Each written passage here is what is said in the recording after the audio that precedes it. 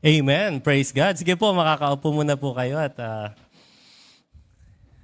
praise God. Nakakamiss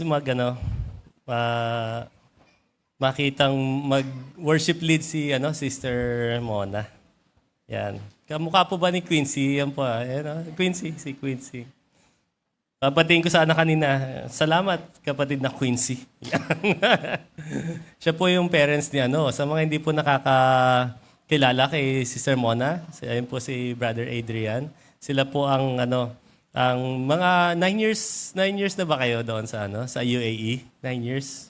Almost 10 years na, no? Sila po yung mga kapatiran natin sa General Trias. Sila yung My Hope Gentry. Nandyan din si Sister Madel. Yan. May utang ka daw, Sister Madel. Next Sunday ka daw. si Ate Mildred, yung bagong dating din. Galing po siyang airport. si Ate Mildred ang laging galing airport. Kasi sa lahat ng terminal. Dahil doon po siya nagwo-work. Yan, praise God. Salamat sa ating Panginoon sa biyaya niyan. Sukdo lang biyaya talaga sa atin. Una po, bago tayo magpatuloy, pakibati niyo muna po ang inyong katabi. Pakisabi sa kanya, mapalad ka. Yan naman lagi natin linya, di ba? Ulitin niyo po mga kapatid, mapalad ka kapatid. Dahil katabi mo ako. Yan. Yan, okay. Praise God. Nandito na ba si Sela? Ayun si Sela. Ayun, may bago tayong baby dito. Ayun si Sela. Yeah! Si Sela.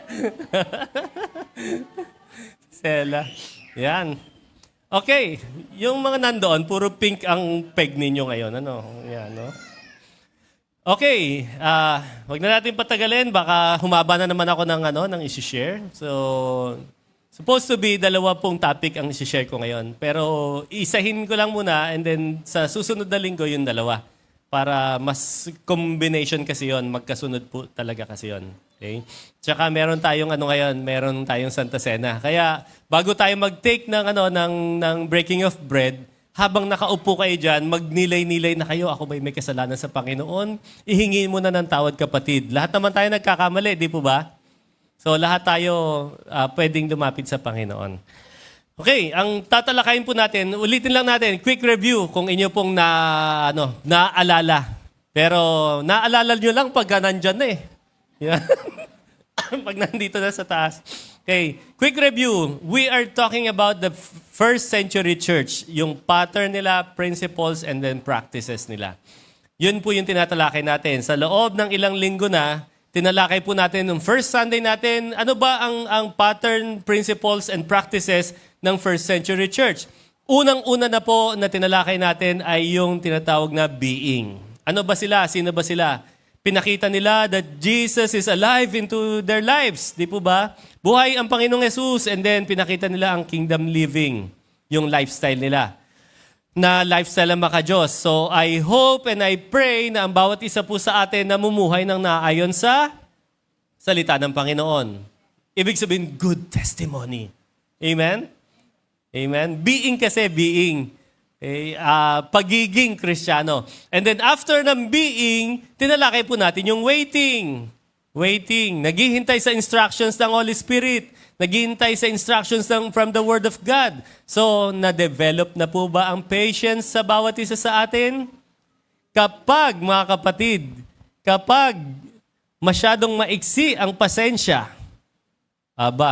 babalikan natin yung being natin. Ako ba ay namumuhay bilang isang Kristiyano? Kung may hinihintay pa lang ako, 20 minutes, 30 minutes, ako'y aburidong-aburido na at nagsasalita na ng hindi maganda, wala tayong patience. Okay? Hindi yun pang Kristiyano, mga kapatid. Naalala niyo po ba ng sinabi ng mga Kristiyano noon, parating na ang Panginoong Yesus? Di ba sabi nila, malapit na dumating ang Panginoong Yesus, that was 2,000 years ago. Hindi naman sila nainip hanggang kamatayan nila, nagpatuloy sila sa Panginoon. After po ng topic na waiting, tinalakay po natin ang, infilling. Tama ba? Ay, hindi. Uniting. Kay Pastor Tom yun eh. Yung si Pastor Tom nag-share nun. Uniting. Nagkakaisa po ba tayo? Yang katabi mo kapatid, pakitingin mo nga uli. Baka katabi nyo, asawa ninyo, sabi sa bahay pa nga lang, hindi kami nagkakaisa, pastor eh. Okay lang po yung may mga differences tayo ho. Basta't ang mahalaga, we agree to disagree. We agree to disagree. Nagkakasundo tayo na hindi tayo nag-agree sa isa't isa. Pag sinabing anong kulay? Anong kulay? Ano ba, problema ninyo kung bibili kayo ng kotse? Ano bang kulay? Sabi ng isa, gusto ko pula. Sabi ng isa, silver.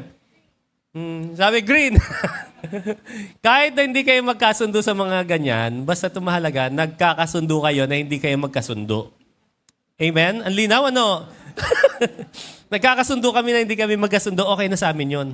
Ang tawag doon, you agree to disagree.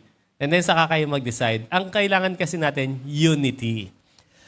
Unity. So, being, waiting, uniting, puro may ing po yan ha. Being, waiting, uniting, in feeling of the Holy Spirit. Yung sumunod, in feeling, so napupuspos ba tayo ng Banal Espiritu? Pinamumunuan ba tayo ng Banal Espiritu?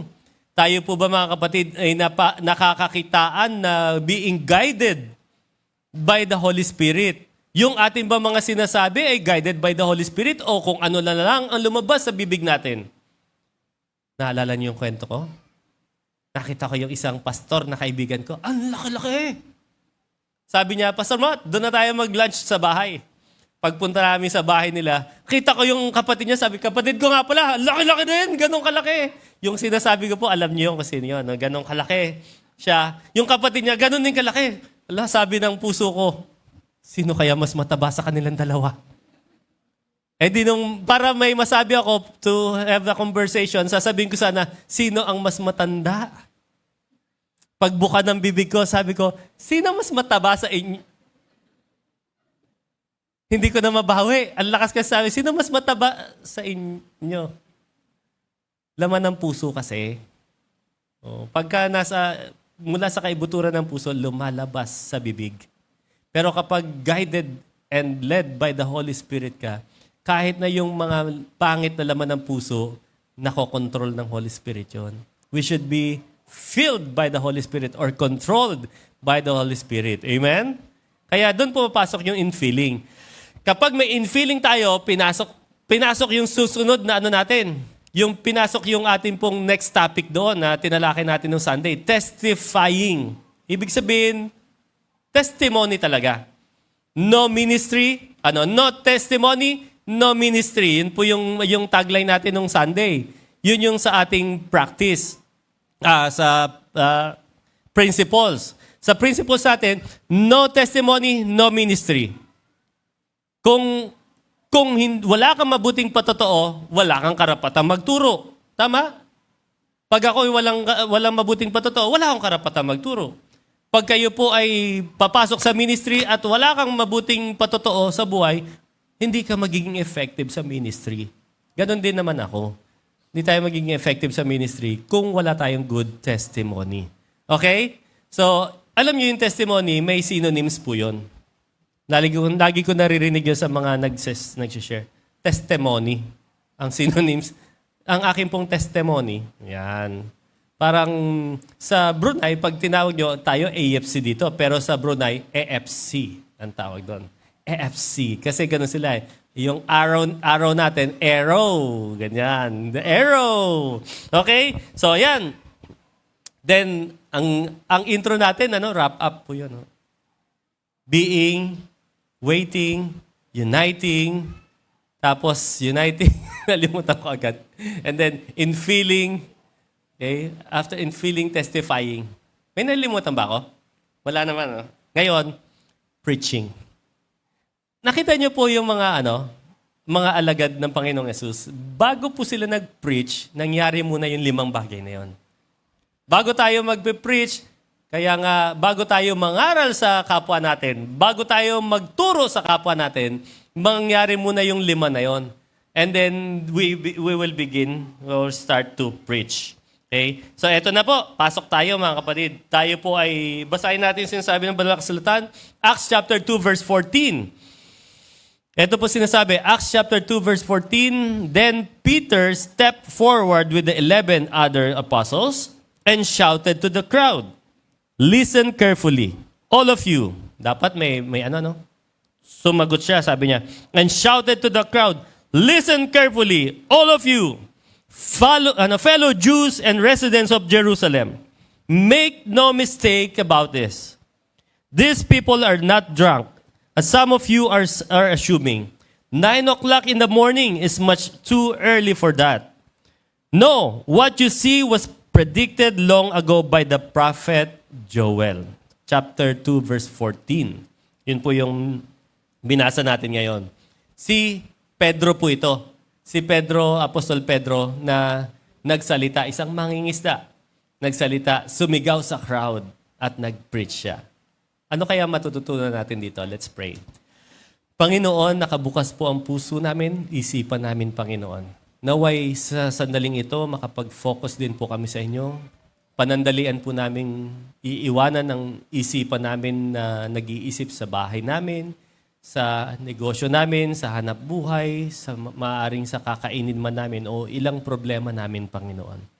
Iiwanan muna po namin ito. Gusto namin mag-focus po sa inyo, Panginoon. Gusto po namin makarinig ng inyong salita. At nang sa gayon, magbigay po ito ng pagbabago sa aming buhay. Gamitin niyo po ako, O Diyos, upang maihatid ng maayos, walang labis, walang kulang, Panginoon, ang mensahe ninyo sa aming lahat sa umagang ito. Salamat po, Ama. Ito pong dalangin namin sa pangalan ng Panginoong Yesus. Amen. Amen. Okay, the pattern of the first century church with regards to preaching. Ano ba yung pattern nila pagdating sa preaching? Ang hulmahan. Ito po yung talagang ginagawa nila. So, natatandaan niyo po nung ang Panginoong Yesus ay nabuhay na maguli. For 40 days, He was with His disciples after nung kanyang resurrection. 40 days, 40 araw na siya ay nakisama sa kanila. Kasama. So, ano bang nangyari nung mga time na yon? He kept teaching them about the kingdom of God. Yun yung sa being pa lang. Diba? Tinuruan niya sila tungkol sa kingdom of God. At ano po yung mga specific na tinuro ng Panginoong Yesus? About the prophets. Tinuro ng Panginoong Yesus yung tungkol sa Old Testament sacred writings. Kasi, tandaan po natin mga kapatid, nung time ng mga disipulo, wala po silang tinatawag na New Testament. Tayo ngayon, may Old Testament tayo at may New Testament tayo. Pero nung time ng mga disciples, wala po silang New Testament. Ang meron lang sila ay ang tinatawag na Holy Scriptures o yung Scriptures na tinatawag nilang Torah. Yung Torah po, yun po yung 5 books of the law na sinulat ni Moises. Yung Genesis, Exodus, Leviticus, Numbers, and Deuteronomy. Yun lamang po ang meron sila. So all of the writings ng mga ni Moses nandoon about the prophets at iba't iba pa. And actually, yung mga writings ng kaila Isaiah, nandoon din po yung sa mga prophets, di po ba? Si Isaiah, si Ezekiel, si Daniel, si Amos, mga major prophets and the minor prophets. So, nung time na yon, ang kanila pong reference ay ang Old Testament. Old Testament. Walang New Testament, walang Matthew, Mark, Luke, John. Dahil sila pa lang yung gagawa nun. Ang tinuro ng Panginoong Yesus, while siya po ay nabubuhay for 40 days, kasama ang mga disipulo, tinuturo niya kingdom living and tinuturo niya yung mga turo ng mga prophets. Okay? So, in short, kinonect niya po yung dots. Lahat ng mga tinuro niya for 3.5 years, kasama niya ang mga disipulo niya, for 40 days, nakasama niya ang disipulo after the resurrection, kinonect niya yung dots. Doon niya itinuro, kasi di ba, nung una nagtuturo siya for 3.5 years, ang sinasabi niya lagi, huwag niyo itong sasabihin sa iba. Huwag niyo sasabihin sa iba. More on, ang turo ng Panginoong Yesus ay puro parables. Matalinghaga ang turo ng Panginoong Yesus. And then, for 40 days, nung kasama niya, kinonect ng Panginoong Yesus ang dots ng kanyang mga turo. And now, Peter, as the spokesperson, refers to one of them. Sabi niya, ang reference na kinuha niya po ay from the prophet Joel. Si prophet Joel, ang nagsabi noon, in the last days, men will see dreams. Di ba? Ano ba yun? Men will prophesy, young men will prophesy, old men will see dreams daw. Ang mga kabataan magpapropesiya sa bandang huli. In the old days, in the coming days, ang mga kabataan magpapropesiya. Maghahayag ng salita ng Panginoon. Ang mga babae at lalaki makakita ng vision. Ang mga matatanda makakakita ng mga panaginip. Kaya kapag may matanda po kayong katabi at siya'y natutulog, tandaan niyo po, pinapamuhay niya ang sinabi ni Propeta Joel na they will see dreams. They will dream dreams. Ang katwiran, paano ka nga naman mananaginip kung hindi ka matutulog? Kaya pag nakita niyo yung elderly at medyo nagigising-gising, sabi, yan. Yun ang mga jokes ng mga natutulog lang. Pero totoo po yun, sa bandang huli, sa huling mga panahon, ang mga nakatatanda makakita ng mga panaginip. Ang mga babae at lalaki makakita ng mga visions. And then, ang mga kabataan mag-prophesy. It will happen. Yun po yung reference na sinabi ni Apostol Pedro. Crucial moment of transition po yung nangyari sa kanila. That time. After the infilling of the Holy Spirit, ito po yung naging transitions. From the Old Testament, going to the New Testament, transition po ito. Nagbabago, nagkakaroon po ng pagpasa. From here, things will begin to change dramatically. Matindi po yung mangyayari sa kanila. At nakita naman natin na nasulat na sa Bible. We will talk about the details of his preaching, yung lawak po nito. Kasi nag-preach si Pedro, di po ba? Ito yung pag-uusapan natin. Yung mensahe ng mga apostles na pinipreach po nila, pag-uusapan po natin today. Okay? At sa series na ito, sa mga susunod pa. Kasi, ang pinag-uusapan lang natin and how Peter preached today po, yun lang ang pag-uusapan natin. And then sa mga susunod na linggo, pag-uusapan po natin yung mga kanilang laman ng kanilang preachings. Marami po ito. Nasa 5 pa lang tayo, di ba? Pang 6 ngayon. Actually, 12 po itong lahat na to. Kaya tatakbuhin pa ito ng ilang linggo. So, pag-uusapan natin muna kung how they preach the gospel, si Apostol Pedro. So, bigyan po na, ang titingnan natin i-emphasize po dito, i-emphasize natin is the first century church people preach the word of the Lord, the word of the prophets. Yun po yung pinreach nila, the word of the prophets. So, the word of God through the prophets. Ano po yung primary contents of his preaching, si Apostol Pedro? Ano ba talaga yung laman ng kanyang preaching? Una, pinakita niya dyan that Jesus was the Messiah. Ano sabi? sa chapter 2, verse 23. Saan ko tatay?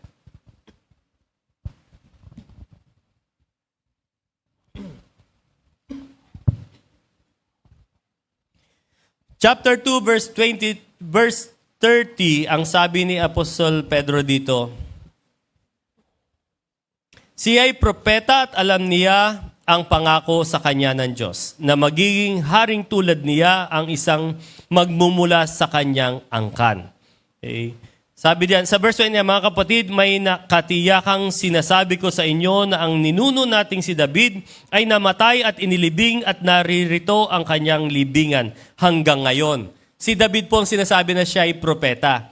At sinabi niya diyan, siya ay propeta at alam niya ang pangako sa kanya ng Diyos na magiging haring tulad niya ang isang magmumula sa kanyang angkan. So, dito pa lang, ang laman ng preaching po ni Pedro is that Jesus was the Messiah. That He was sent by God mula sa lipi ni David. Tatandaan po natin to, mga kapatid, mahalaga ito.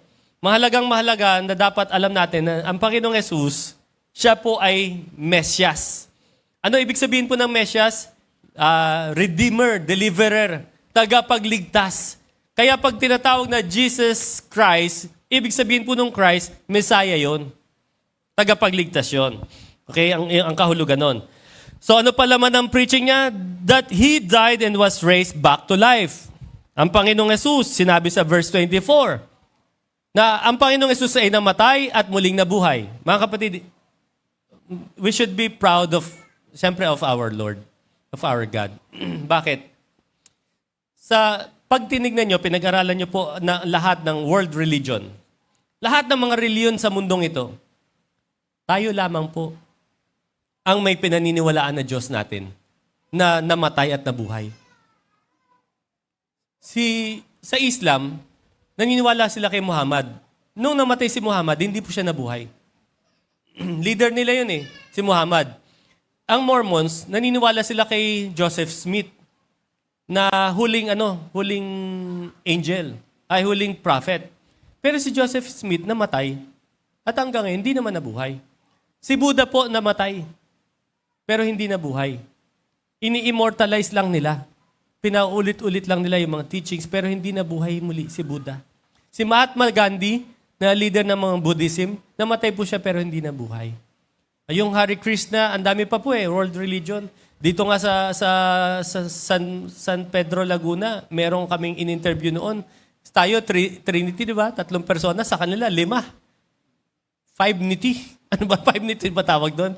Trinity sa atin sa kanila 5. Bakit po kayo naging 5? God the Father, God the Son, God the Holy Spirit. Opo, sabi, ano pa? God the Mother. Sabi ko, walang father kung walang mother. So, ano pa po yung isa? Ako yun. Ang huling tagapagturo dito sa lupa. Yung babae yun, no? Babae. So, hindi ko alam kung buhay pa yun. May edad na siya nung in-interview namin, 1994. Baka patay na. Nabuhay kaya? Baka hindi mabubuhay yun.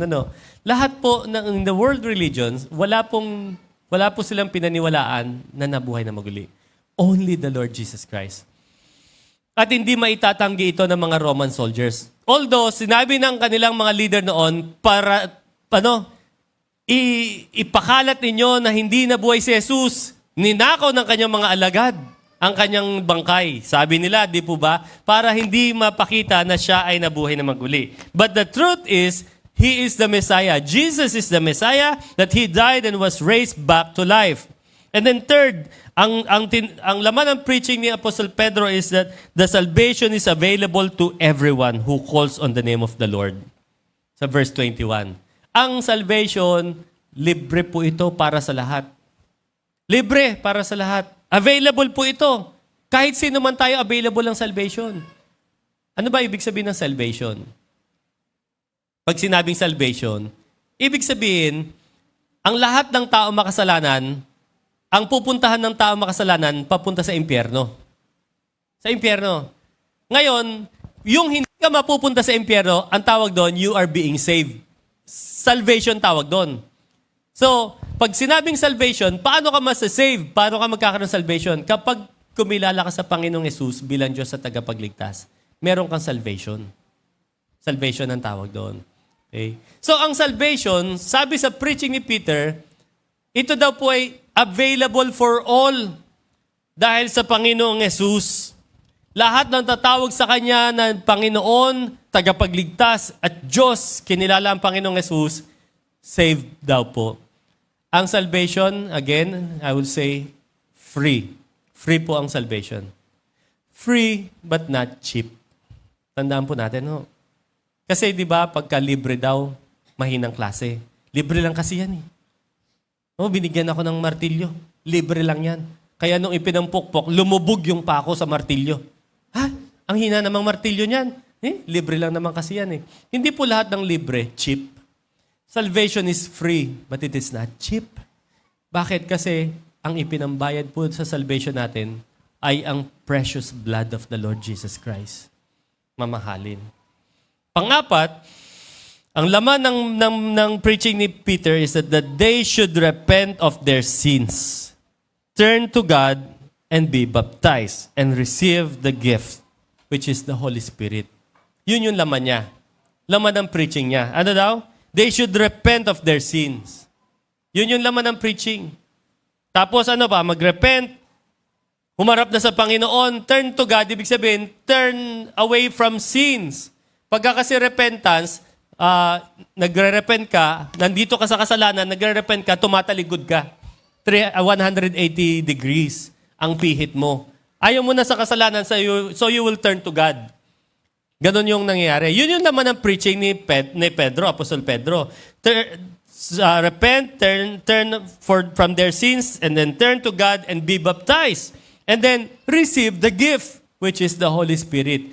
Yun po yung apat na laman ng preaching. Ano-ano po yung hindi dapat dito?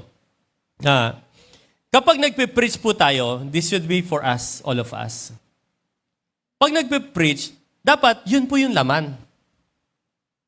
Ito is malaking reminders, lalo na sa akin, tsaka kay Pastor Tom, kasi kami nagpe-preach dito. Si Pastor Dan Nolasco din. Pag nagpe-preach po tayo, lahat tayo, nagtuturo kayo mga kapatid, ito yung laman. Jesus is the Messiah. Dapat Jesus is the Messiah. Jesus was raised from the dead. Okay? Raised back to life. And then, salvation is available for all who will call on Him. And then, yung pang-apat, repentance ang laman ng preaching. Ano ang preaching na anong hindi dapat sa preaching? Sino kaya guilty rito? Baka ako na to. Note that the preaching of Peter was not, number one, not to entertain the listeners. Marami pong pastors. Kasama na ako doon. Nahuhulog po kami sa trap na para bang nagiging entertainment na lang ang preaching. Ang preaching should not be an entertainment to the listeners, nor give a motivational speech that will make them feel good about themselves. Nire-remind ko lagi ang sarili ko. Di ba ang page ko po ay The Motivator? Nire-remind ko lagi ang sarili ko that whenever I preach, I am not the motivator. Sa motivator sa ibang bagay. Sa page, sa Facebook. Pero ngayon, iniba ko na po yung pangalan, hindi na The Motivator. I am motivated na. So personal na po yun. Pero pag tatayo po ako sa pulpito, pag sa church magpe-preach, it should not be, I should not become a motivational speaker. Hindi po ako someone na tatayo na imo-motivate lamang po ang bawat isa. Maganda naman talaga nakaka-motivate, di po ba? Napapalakas ang loob natin. Pero marami pong preacher ngayon, lalo na sa Amerika, ang motivational speaker na lamang po sila. Hindi na nga nabubuklat ang Bible. Isang pinakasikat na preacher, pastor, na ngayon ay talagang motivational speaker na siya, Joel Austin. Si Joel Austin, bihirang-bihira niya nang ituro ang Panginoong Yesus. Pero ang tao, libo-libo. Gusto kasi ng tao, motivational speaker. Maraming preacher, kagaya ko, na nakaka-entertain mag-preach. Bakit? Ang daming patawa. Ang daming jokes. Believe me, mga kapatid, I did my best. But I guess, my best wasn't good enough. Every time na tatayo po ako, lagi ko sinasabi sa sarili ko, hindi ako magjo-jokes. Hindi ako magjo-joke. Magiging seryoso ako all throughout the sermon.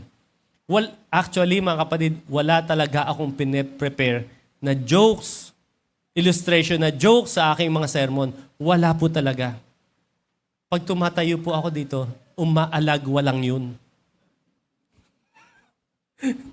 Kusa. Naiinis nga po ako dahil pa-ending na eh. Di ba dapat ang ending ang ganda ng conclusion? Dapat ang mga conclusion dapat dramatic ang dating. Yung talagang makabagbag damdamin. Kasi ang magandang sermon daw, good opening, good body, and then good conclusion. Pagdating sa conclusion, talagang tatamaan ka, may kurot sa puso mo, at lalabas ka ng church na punong-puno ng challenges na na-achieve mo, nakuha mo sa buhay. Abay, magtatapos na ako, nakahirit pa ako ng isang jokes. Isang jokes? Ang dami nun Kaya sabi ko sa sarili ko, lagot, paano ko babawiin ito? The danger of many pastors and preachers ay para bang nagiging entertainment ang church. Nagiging entertainment ang preaching. It should not be like that. Kaya mga kapatid, sinusubukan ko pong aralin ito.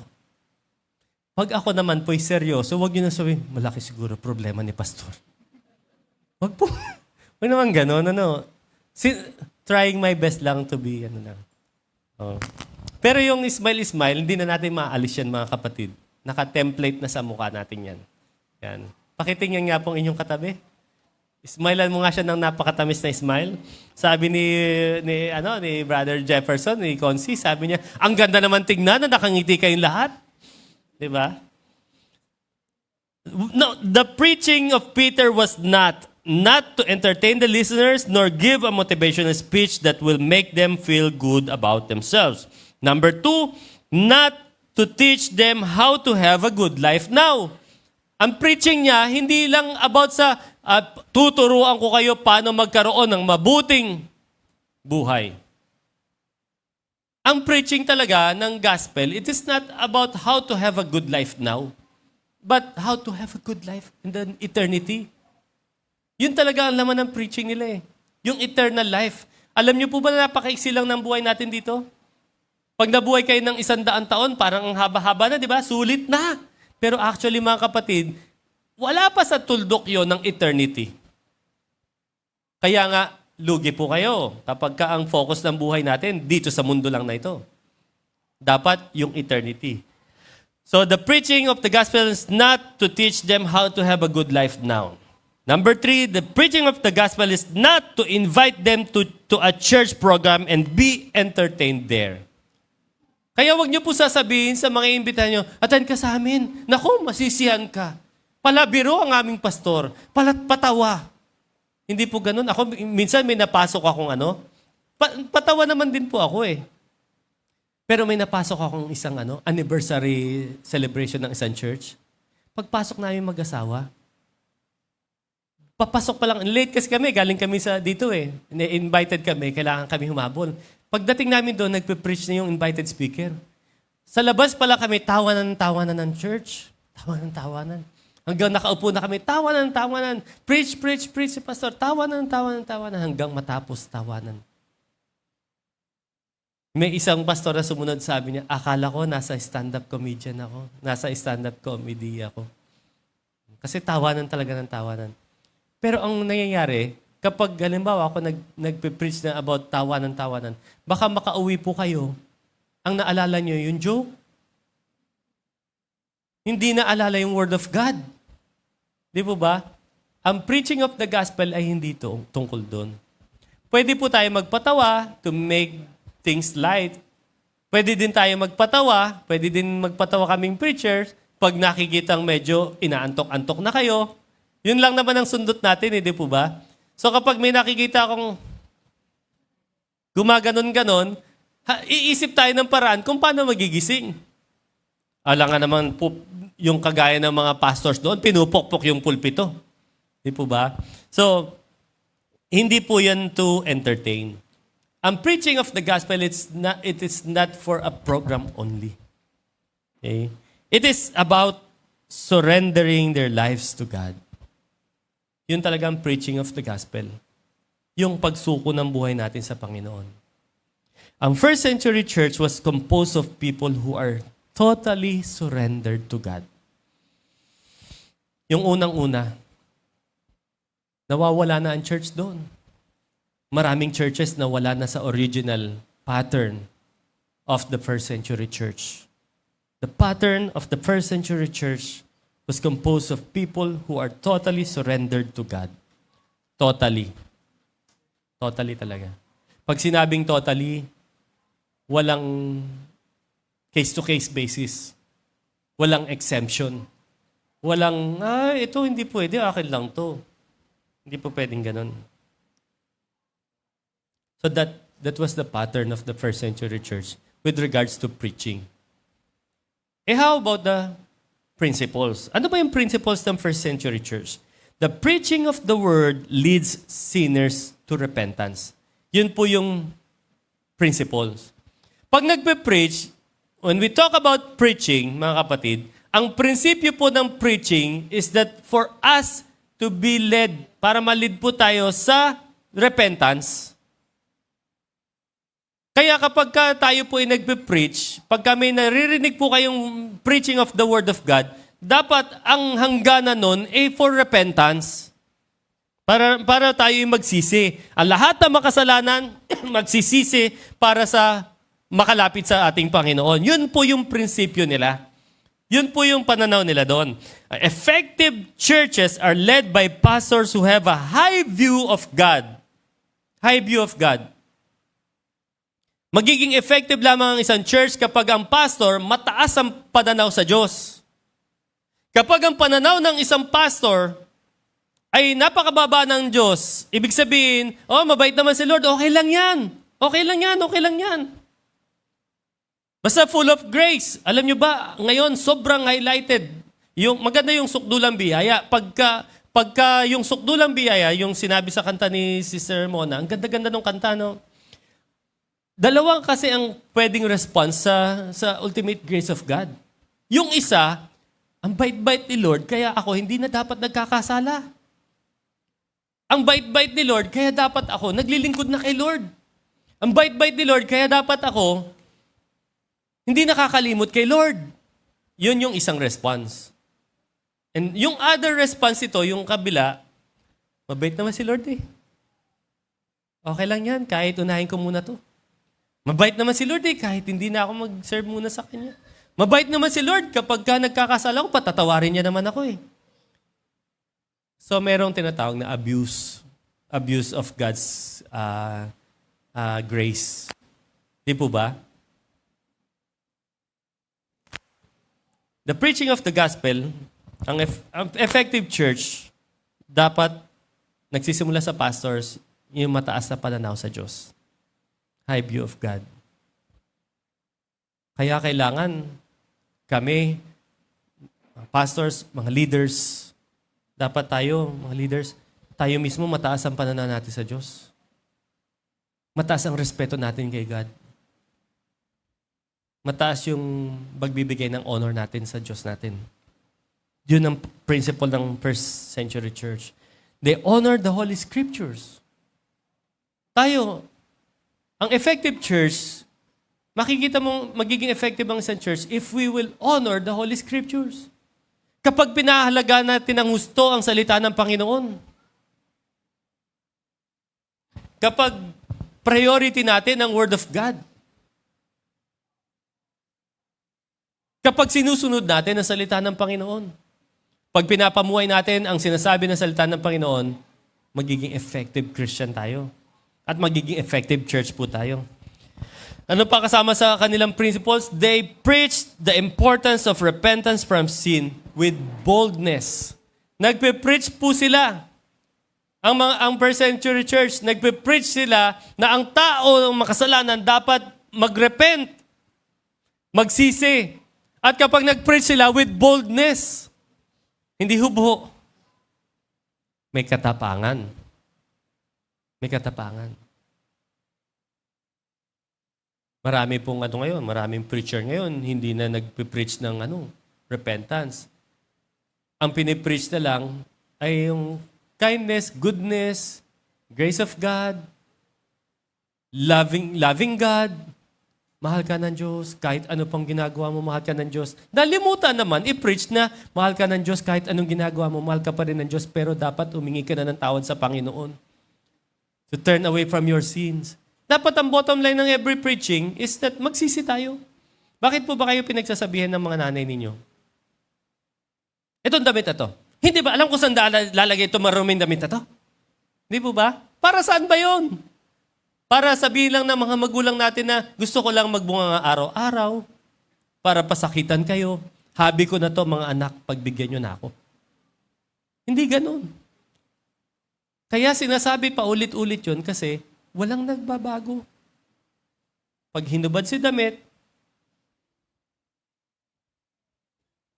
puti, decolor. Di ba ganon? Puti, light colors, dark. Ganon naman yung At bukod yung Andes. Maganda kayo, Andes, kanya-kanyang laba eh. Puti. Puti, dito ka.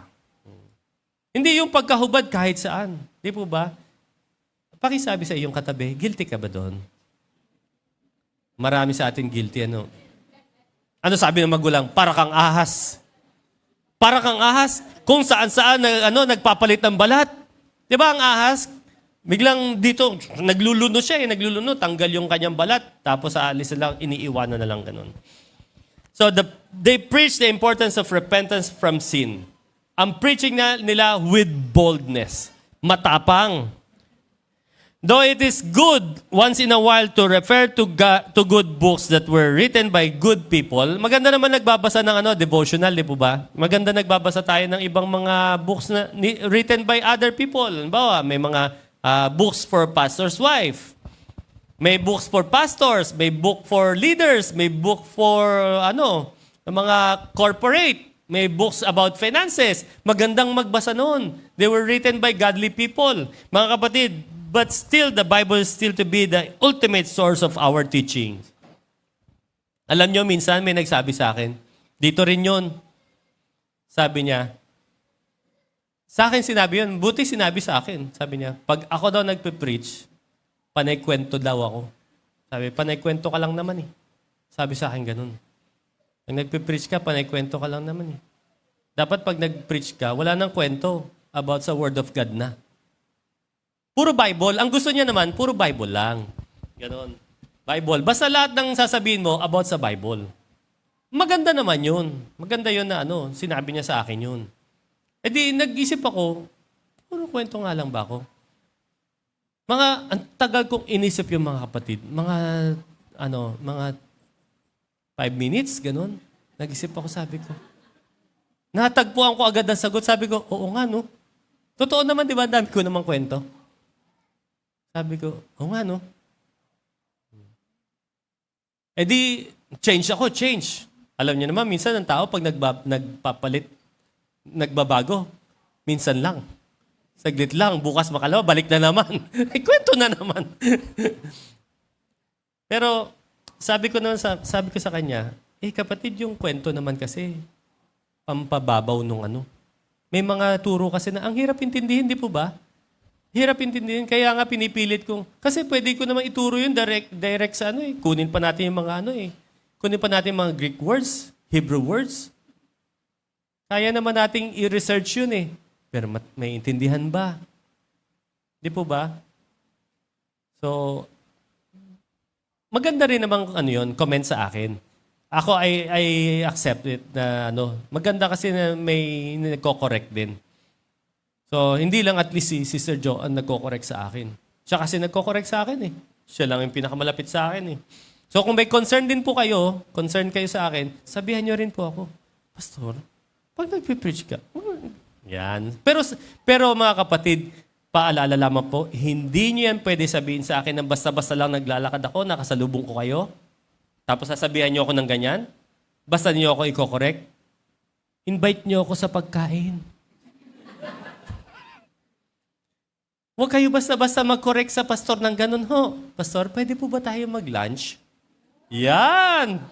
Tapos habang kumakain ako, alam nyo, pastor, pag nagpe-preach kayo, sobrang patawa kayo. Nalilimutan na nga ang Word of God. Tatanggapin ko po yun. Pero, pag sinabi kong tinatanggap ko yung kapatid, pakidagdagan nga tong order ko. Hindi. Joke lang yung dagdag sa order. Yung pakain, okay yun. Siyempre, di ba, kung gusto mong, yung kapatid mo nga, gusto mong i-correct, yakagi mo kumain Masyal kayo, happy kayo, tapos upo tayo. Habang nakaupo tayo, alam mo, kaya kita in-invite. Kasi gusto ko sana kitang pagsabihan Di ba? Pero kung hindi nyo masasabi sa akin po yun, andyan po yung mga elders natin, Yung mga elders, sabihin nyo sa kanila, pakisabi nga po kay pastor. Ako, sabihin ng elders, sige, imbitahan mo kami. Sama, dagdag. Yung elder naman libre sa akin. Sabihin ng elders, hindi, mas maganda yung kapatid, imbitahan natin si pastor kumain. Sagot mo. Dinadagdagan pa tayo. Okay? So, yung source talaga of our teaching should be from the Bible. Kaya pagka nakita niyo po, mga kapatid, na ang tinuturo na lang namin is about sa fiction, comics, at ang kung ano pa. Well, sa ngayon, ginagamit natin yung materials from Coach Ray. Pero napansin nyo naman na yung ginagawa ni Coach Ray from the Bible, di po ba? Ang dami nga nating natututunan dito na alam nyo kung ano yung kagandahan doon sa aming mga aral na Pastor Tom. Ang sinasabi niya, o yan ha, pinadali ko na ang buhay ninyo. Kasi he is doing the research. Ang ginagawa lang namin, ini-internalize, pinagpe-pray at kinocontextualize sa atin. Mahirap din yun mga kapatid. Kailangan nyo rin kaming pakainin ni Pastor Tom noon. Lagi pagkain, hindi na makadiet-diet. Okay, so, Bible talaga. Mga kapatid, may Bible po ba kayo? Uulit-ulitin ko sa inyo. Wala kang Bible? May cellphone ka? Benta mo cellphone mo. Bili mo ng Bible. Amen? Wala akong cellphone, Pastor. May bag ka? Ibenta mo bag mo. Ibili mo ng Bible. Wala akong bag. May damit ka? Ibenta mo ang damit mo. Ibili mo ng Bible. Di wala lang akong damit, Pastor. That's when you will preach with boldness. Ayan na-entertain na naman tayo. Ay, nako. Practice kasi nila, the preaching of the word must be our top priority. Yung practice po nila. The preaching of the word of God must be our top priority. When we come together on Sundays, yun po yung priority natin. Dapat naka-ready na po kayo makinig ng word of God. Maganda nga magdala po kayo ng notebook at papel, ano yun? Ballpen to jot down. Pero alam niyo po, napapansin niyo sa page natin, AFC My Hope Church, yung mga sermons po natin, nire-review po doon sa page natin. So, tignan niyo po, i-check niyo rin from time to time. Pero mas mag-igi pa rin ang Bible ninyo sulatan. Sabi ng kapatid ko sa anak ko, sabi niya, Kate, tingnan mo tong Bible ko, sira-sira na. Hindi ko mapalitan to, ang nagbigay nito si Kuya. Pakisabi naman sa kanya, sira-sira na yung Bible ko. Kailan niya papalitan ito? Kaya sasabihin ko naman sa kanya, sige, pamasahihan mo lang ako, iatid ko sa'yo. Nasa Australia Di ba? Kayo po mga kapatid, may sulat bang Bible ninyo? Sulatan niyo po. Pag nasulatan yan, hindi tuturing yan na madumi. May tuturing yan na nagamit. Nagamit talaga. So, ang top priority is to preach the Word of God when we come together on Sundays. Ang hindi priority, ang hindi kasama po sa priority is to please the audience. To please the audience. So, may mga tao na umattend sa church, masayang-masaya siya. Sabi niya, na-bless ako, saya-saya ko. Malungkot ako nung dumating, pag uwi ko, ang saya ko na. Hindi lamang po sa sayahan ito. Hindi lang tayo sa emotions. Although magandang nangiti, natawa, na-encourage natin tumawang isa't isa, ngumiti sa isa't isa, umiyak, ini-encourage natin, sige, okay lang, iiyak mo sa Panginoon yan. Pero at the end of the day, dapat napakinig natin ng malinaw ang salita ng Diyos. At ipinamuhay natin ito. So, in their practices, sa practice nila sa Word of God, observe po natin itong ilang keywords na ginamit po nila. Tingnan po natin. No? So, nasa yung mga keywords na yun. Sa 1 Timothy, yan. 1 Timothy, ang sabi ni Apostle Pablo, 2 Timothy chapter 4 verse 2. Nandiyan ba yun? 2 Timothy chapter 4 verse 2. Preach the word of God. Be prepared, whether the time is favorable or not. Patiently correct, rebuke, and encourage your people with good teaching. Yan. Isa-isahin po natin yung mga keywords dyan. So, ano ang keywords dyan? Observe these keywords. Number 1, correct. Pakibasa nyo nga po. Correct. Ayan, correct. Ano ibig sabihin ng correct? When you preach the gospel, when you preach the word of God, dapat daw, meron na tinatawag na patiently correct. Ano yan? Spot the wrong things that they are doing and address them accordingly. Kapag nagpe-preach, mga kapatid, ito po kasi ang pagkakamali ng maraming Kristiyano. Pag nagpe-preach si pastor, ang iniisip ng mga tao, pinatatamaan ako ni pastor. Sa akin, may nangyari na po yun. Nung nagkaroon kami ng confrontation ng isang kapatid sa pananampalataya, isang member sa church, nung dinalaw ko at ayaw nang mag-church, ang sabi niya sa akin, ayoko na mag-church kasi puro patama lang naman ginagawa mo sa akin, pastor eh. Totoo po ito, ho. True to life. Puro patama lang naman ang pinipreach mo eh. Habang nakaupo daw siya, nakikinig sa preaching ang sinasabi niya. Si pastor puro patama sa akin ha. Sabi, ganitong term niya. Bakit? Wala ba ako nagawang mabuti sa kanya? Ganun po talagang sinabi sa akin. Mga kapatid, wala po dito yon. Hindi po taga rito yon. Marami naman ako naging na involvement no. Pero yun po talaga sinabi. Pero 'di ba, ang preaching of the gospel is to correct, to spot the wrongdoings ng isang tao. Ang mahirap nga sa akin, ako po kapag kami alam akong issue, kahit na i-prepare ko na a week ago yung mensahe, tapos biglang may nalaman akong issue ng Saturday night, hirap na hirap ako, isasabihin ko ba ito? Ipe-preach ko ba ito? Tamang-tama, baka sabihin ng mga naku, si pastor nalaman lang kagabi, ngayon nasa pulpito na. Di po ba? Mga kapatid, dapat maunawaan natin na ang totoong preaching of the gospel ay dapat nagko-correct sa atin. Ko-correct sa atin. Huwag niyo pong iisipin na pinipersonal kayo ng pastor. Pinipersonal. Ano yun? Pang-special po yun, pang-VIP. Kung sa dinami-dami ng tao sa church, para sa iyo lang pala yung yung preaching, special ka. Props yung iba. Diba? Sabi ng iba, ay, props ako. Pero marami naman nangyayari ganito. Habang nakikinig, ganda na sermon ni pastor. Sana naririnig ni yan. Para kay ganito, ayaw tanggapin sa sarili. Sana naririnig ni I-share ko kaya. Wala pala siya dito. I-mention ko siya. Diba? Sa live. Wag ganon. Dapat, ang preaching of the gospel should correct us. Kami, mga kapatid, trabaho po ito namin sa ministry. May mga times talaga na ang messenger ang unang nababaril. Diba nung unang panahon kapag may gyera, may tinatawag na messenger, yung mga nangangabayo? Sasabihin, dali mo to sa kabilang kaharian. Yung mensahe natin. Habang tumatakbo sila yung unang pinapahana. Yung messenger.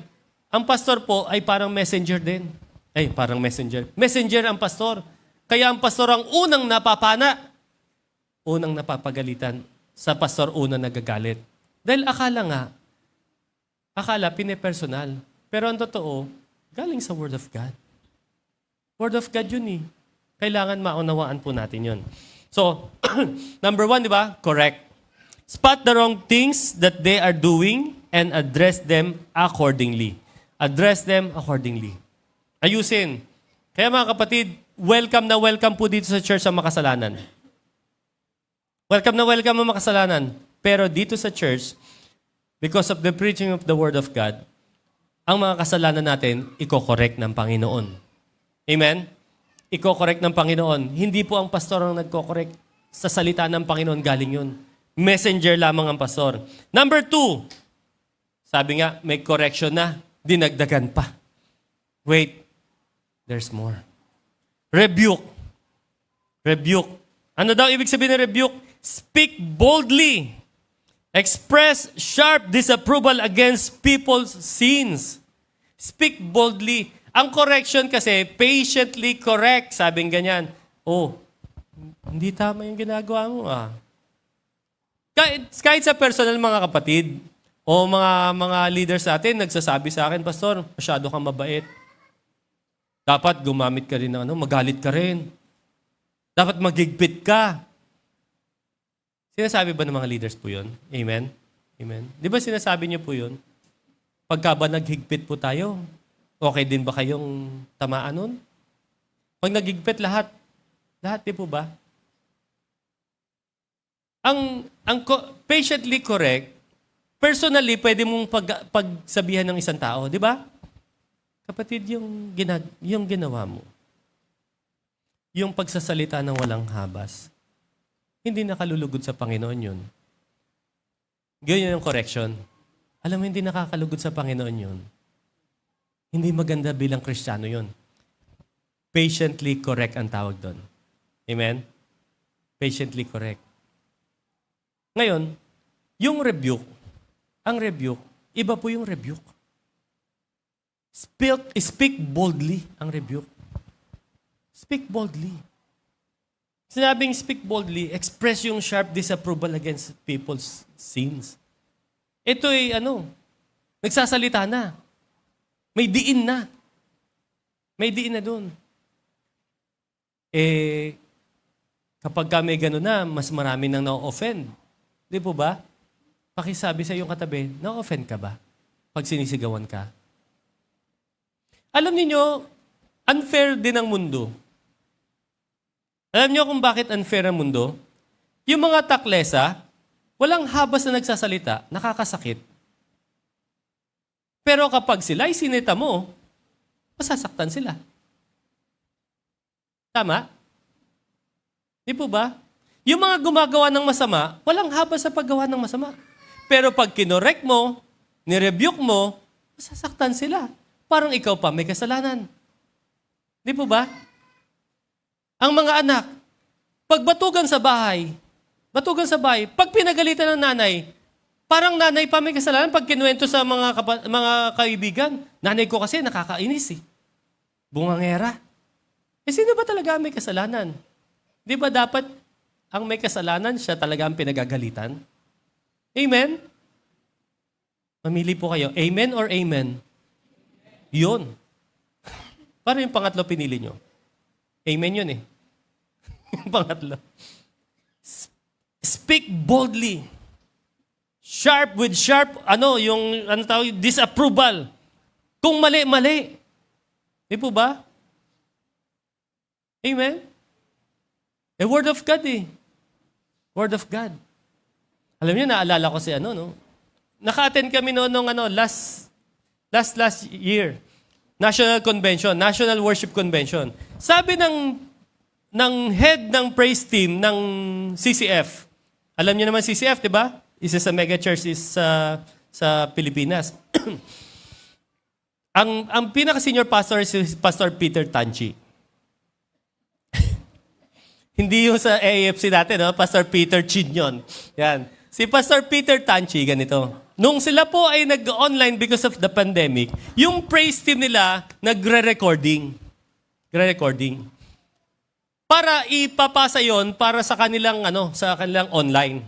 Ngayon, isang Sunday morning, tumawag habang yung online nila, worship online. Nag-streaming na. Tumawag ito si Pastor Peter Tanchi sa head nila si Khalil. Reperbueso yata apelido. Sabi niya, Khalil, sabi niya ngayon, sabi niya, may sinasabi siya eh. May reminder kasi kailangan niya i-remind. Sabi niya, remind. Tapos naririnig niya, may tumutugtog, sabi, nasan ka? Sabi niya, nasan ka? Po kami, nagre-recording, Pastor. Recording for what? Sabi niya ganyan, para po sa next Sunday. Sabi niya, recording? Tapos sabi niya, ongoing yung live streaming natin Ongoing live streaming. Yes, Pastor. Ganun po ginagawa namin. Re-recording para sa susunod na linggo, yun yung gagamitin. Oh. Sabi ni Pastor Peter Tanchi, I want you to stop whatever you're doing. Stop practicing, stop recording. Ilang minuto na lang magpe-preach na. Mag-word of God na. I want you to focus on the Word of God. Whatever you are doing, stop it. Pero magagahol po kami, Pastor. No. Listening to the Word of God is our top priority. Alam niyo kung anong ginawa nila Khalil? Ni-stop ang recording. Change nila yung kanilang change nila yung kanilang schedule. And then every Sunday nung live streaming nila, habang naka-pandemic sila, lahat sila nakikinig. Sama-sama praise team, nakikinig sila sa preaching of the Word. Ganon kahalaga yung preaching of the Word sa kanila. At alam niyo kung anong sabi niya? Nung dati-rati, sinasabayan nila yung recording, re-record sila habang ongoing live streaming. hirap na hirap silang makatapos. Hirap na hirap silang matapos yung recording nila. Hirap na hirap din sila sa kanilang mga members. Pero since nag-focus sila sa Word of God, naging smooth yung kanilang ginagawa. Napaganda ang lahat. And it started with a rebuke. Mabuti na lang, itong tropa nila masunurin sa pastor na nag-rebuke sa kanila. Paano kung sasabihin, bakit ba si pastor? Pinakikialaman pa, tayo na nga nandito, nagre-recording na nga tayo. Bakit ganun? Hindi ba alam ni pastor na mahirapan tayo? Paano kung ganun yung mga members sa church nila? Pero, hindi ganun. Mga kapatid. Kaya sinasabi, tinetestify ito ni Khalil noon sa National Worship Convention. Sinasabi niya sa maraming taong umattend doon, sumunod kayo. Sumunod kayo sa pastor ninyo, sumunod kayo sa Word of God. Igalang ninyo ang preaching of the Word. Kaya nga, mga kapatid, every Sunday, pagka preaching of the Word na, huwag na kayo palabas-labas. Nandito yung worship. Huwag na kayo pakwento-kwento sa katabi ninyo.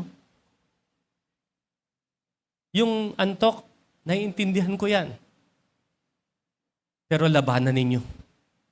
Kagatin ninyo, ngalangalan nyo. Kahirap naman, Pero totoo yun, huwag mo na kayong palabas-labas. Kaya yung mga nasa live natin, mga kapatid, yung mga naka-online, huwag naman kayo naglalaba habang naka-online. Huwag ding nagluluto. Huwag ding pahiga-higa. Tapos mamalayan mo na lang, tapos na. Because that is the preaching of the Word. So okay lang po ba ma-rebuke tayo? Amen? Okay lang ba nako-correct tayo? Actually, from the Word of God yan. Pagka narinig nyo ang pastor at ang leader sabi, bakit pulang kotse ang binili mo? Pangit naman ang pula. Hindi tama yan. Dapat kulay silver din. Silver ako. Gayahin mo yung sa akin. Silver. Hindi po sa Word of God yun. Walang kinalaman yun sa pamumuhay Kristiyano. Iba ng usapan yun. Di po ba? So correct and rebuke. But wait, there's more. Encourage. Ito yung gustong-gusto natin no? Encourage. Ano ibig sabihin ng word na to? Speak kindly to those who are weak. Merong mga mahihina. Merong mga talagang problemado sa buhay. Kailangan nating i-encourage. Siguro ito yung katapat ng motivation. Di po ba? Pag pumunta dito sa church, ang isang taong nangihina spiritually, encourage natin. Pag meron tayong kapatid na parang nanlulumo sa buhay, i-encourage po natin. Mga kapatid, encourage po natin sila. Ito dapat ang preaching of the Word of God. To encourage yung mga weak. Yung mga parang susuko na sa buhay. Let's encourage them. So, kayo po, meron naman sigurong discerning spirit na binigay sa inyo si Lord. Di po ba?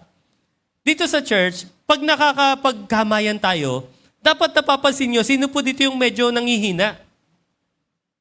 Although, minsan yung mga alam nyo po ba, may mga mental health issues na hindi nakikita at yung iba nakikita.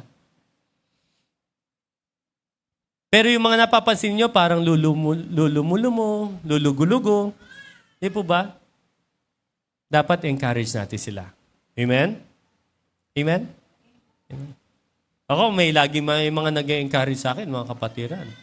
Pag napapansin na na parang pagod si pastor, stress yata si pastor. Na-encourage po ako ng ibang mga kapatiran natin, ministry po nila yon.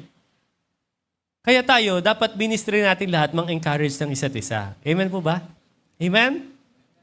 Amen? So, correct, rebuke, and encourage. Pang-apat doon, with good teaching. With good teaching. Ano ba ang ibig sabihin nito? Using the Word of God as the basis of instructions. Yun po ang good teaching. Ang good teaching ay Word of God ang ginagamit para magturo. Hindi yung kinuha muna doon sa alam nyo yung iba, kukunin muna sa teaching ng mundong ito bago hahanapan ng Bible verse. Pero ang dapat, yung Bible verse muna, yung teaching of the word muna, pinapagaang na lang ng mga illustrations. Ang good teaching is that yung turo talaga dapat galing talaga sa Biblia. So pag nag-preach ang first century church noon, sila Peter, James, John, and the rest of the apostles, pag nagturo sila, ang principle sila ganoon. Ang pattern nila about sa repentance. Ang principle sila about sa kung paano tayo lalapit sa Panginoon. Ang practices nila, nire-rebuke sila. Kino-correct sila. Kasi kung walang magtutuwid sa atin, kung walang i-correct sa atin, mga kapatid, magkakaubusan po tayo dito. Kung lahat ng mga matatapang nagsama-sama sa church na ito at walang ikino-correct, kung lahat ng magagaspang ang ugali nagsama-sama sa church na ito at walang ikino-correct, magkakaubusan po tayo. Magsasakmalan lamang tayo. Kaya kailangan i-correct natin ang isa't isa. Di po ba? Sabi nga ni Coach Ray, what you allow will continue. Pag hinayaan mo yung isang bagay, inaalaw mo ito. Pag hinayaan mo yung kapitbahay mo, tinatapunan yung bakuran mo, magtutuloy-tuloy yun hanggang gabundok na ng basura ay nasa bakod mo. Pag hinayaan mo lang na magagaspang ang ugali ng isa't isa sa loob ng church ito, magiging church na tayo na magagaspang ang ugali. Kapag wala tayong sistema, ulitin ko mga kapatid, sa pagkain pa lang dapat may testimony na tayo. Ulitin ko sa inyo. Pag inuulit, di po ba ibig sabihin pinapaalala? Ibig sabihin may nakakalimot. Pag sa kainan pa lang, doon pa lang makikita na natin. Pag sa respeto pa lang sa magulang, pakikitungo pa lang sa kapwa, doon pa lang makikita yung testimony. Di po ba? Kapag ka sa usapan, halimbawa may kausap ka, o kumakain ka, tanggalin mo cellphone mo. Alis mo na yung cellphone. May kausap ka. Kapon, ang ganda ng fellowship namin. Nalimutan na naman namin mag-pictures. Lagi namin nalilimutan mag-pictures. Sa ganda ng fellowship. Pag maganda daw yung pagkikita, nalilimutan ng pictures. Pag puro pictures, hindi magandang fellowship. Kasi busy ang bawat isa humawak ng cellphone. Di po ba? So, paalalahanan ko po kayo, mga kapatid. Kahit sino man tumayo dito mag-preach ng Word of God, asahan na natin, ng leading nito is for us to repent of our sins. Bago po kayo magturo ng iba, iisipin niyo muna, ano ba ang Word of God na kinokorek ako ni Lord ngayon? Saan niya ako kinokorek? Kaya mga kapatid, bato-bato sa langit, ang tamaan, magbago na. Pag tinamaan ka ng Word of God, huwag mong sasabihin pinersonal ka ni Pastor. Pag tinamaan ka ng Word of God, sabihin mo, salamat po Lord. Tinamaan ako ng mensahe ninyo. Tulungan niyo po ako magbago. Salamat din po kay Pastor Tom na ginamit niyo para sa akin. Bigyan niyo po ako ng kakayanan, mailibre ko po siya ng pagkain. Kasi ginagamit niyo po siya para sa akin. Di po ba? Amen? Huwag yung, natamaan mo ko Lagot ka sa akin. -10 ka. Preaching. Hindi lamang po yan dito sa pulpito. Mga nanay, pag sa bahay, you preach. Mga kapatid, pag nasa labas kayo, you preach the Word of God. Marami pong paraan ng pagpipreach. By your mouth, by your words, or by your lives. Sa buhay natin. Gawin po natin to for the glory of God. Amen? Tayo pong lahat ay tumungo. Let's pray. Panginoon, patawarin niyo po nawa kami kung may mga times na tinatanggihan po namin ang salita ninyo na na-preach sa amin, especially when it is about correcting our mistakes, rebuking our sins, Lord God. Patawarin niyo po kami, Panginoon, kung nagiging choosy po kami sa mga gusto naming pakinggan at gusto naming i-apply sa buhay namin. Patawad po, Panginoon, kung selective po kami, Panginoon, sa gusto naming yakaping salita ninyo. Na minsan, Panginoon, nayayakap lang namin yung magpapagaang sa amin, Panginoon, sa aming pakiramdam. Niyayakap lamang namin, Panginoon, yung mga nakakakiliti sa aming pandinig, sa aming tainga. Pero ang mga bagay ng katotohanan na nagtutuwid sa amin, na dahil sa salita ninyo, nire-reject po namin ito, Panginoon. Forgive us, O Lord God. Forgive us. Panginoon, patuloy niyo po nawa kaming biyayaan ng inyong salita. Biyayaan niyo po nawa ng karunungan at ng lalim sa spiritual na pamumuhay ang sino mang anak ninyo na itatayo ninyo dito sa pulpito upang mag-share ng salita ninyo. Upang ang lahat ng sharing, Panginoon, ay about your word, Lord God. At nang sa gayon, lahat kami mas mapapalapit sa inyo. Salamat po, Panginoon, sa inyong kabutihan. Salamat sa inyong salita. Salamat sa inyong mga mensahero. Ito po ang dalangin namin, Lord, sa pangalan ng aming Panginoong Jesucristo. Amen.